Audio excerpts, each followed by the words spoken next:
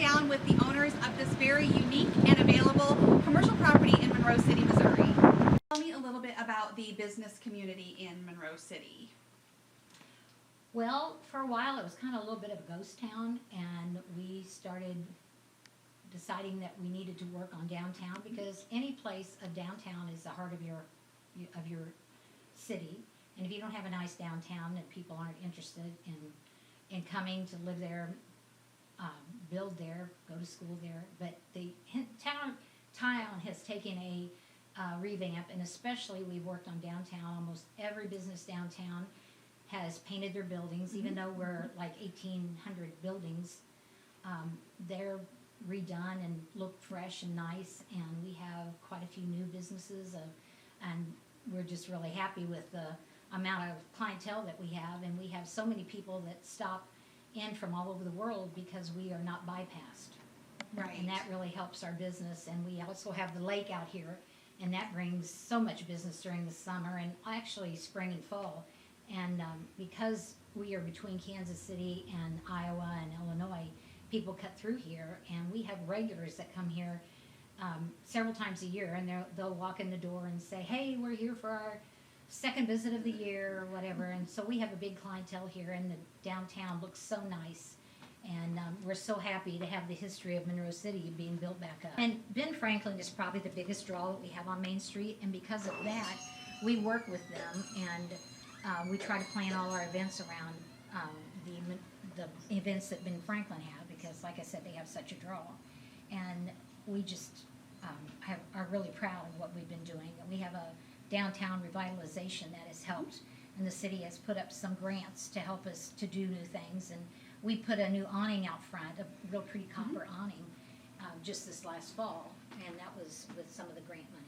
Right. DTMC and Monroe City Chamber are just so active in building up all of the businesses and making sure that everybody is successful in this area. Tell me a little bit about this side of the building. This is a different building. We have two separate buildings. Yes, we have two separate buildings here. We made the entryway between them when we bought both buildings. And this at first was Wilson's furniture store, and that was way back. This building was built in 1883. Wow. And so it was owned by the same family, I believe, until around 1960. Upstairs used to be where they had some of the funerals in Monroe City, and then after that, the owner bought the old Maddox Hotel across town, and that's where the funerals were held for quite a while.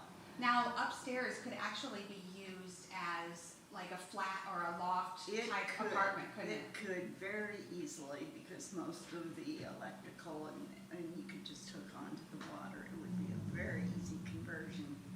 And then somewhere in the 1960s is when we think it was converted into a bar, correct? Yes, correct. And that's where this bar came from. And this is now used as an event center. Yes. Can be rented out for certain events. Oh, yes. We've had weddings here. We've had receptions, bridal showers, whatever. Rehearsal suppers. Yes. Great. The junior senior prom have had their suppers here. So This would be a great place for a coffee shop or something along that lines, because you do have a working kitchen in here, correct? Yes. Full kitchen. Full kitchen. So, and that's all, it's already set up. We also have right now lunches 2 days a week, just part-time, but it's still nice. People love together in this homey atmosphere. Right, so it could be used, that could be carried on with the new ownership also. right. Wonderful. 1800s in the turn of the century to have an opera house in every town.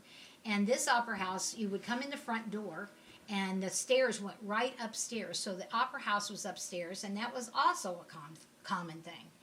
And you'll notice that all the floors wood upstairs, and you can see where the stage was. And a funny thing is, behind there's this little toilet that we've kept, because I can't imagine how they used that. But anyway, there's a toilet there. And then in the front part where you went up, there are ticket booths, and then there's a stairs that goes up into the balcony. And on the wall, there is some writing that the performers used to do. Right. And they would write their name and some little something, and then they would put the date. And there's several of those up there. However, somebody painted those walls and tried to make it more of a modern type place at one point, and they just have painted around some of those. But the whole wall used to have the different artists and their things.